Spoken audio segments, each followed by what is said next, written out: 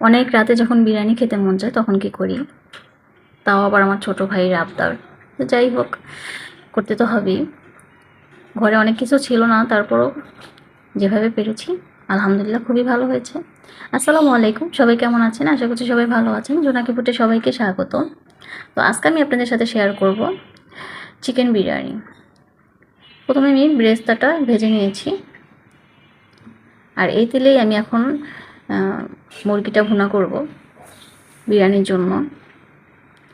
কষিয়ে কষিয়ে ভুনা করব, কোনো পানি অ্যাড করব না। মুরগির মানে চিকেনের থেকে যেই এক্সট্রা জল মানে পানিটা বের হবে সেই পানিটা দিয়ে আমি কষাবো।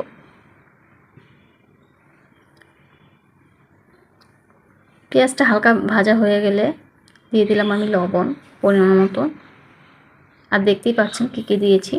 এরপর আমি দিয়ে দিলাম আদা রসুন বাটা মিক্স করা, যেটা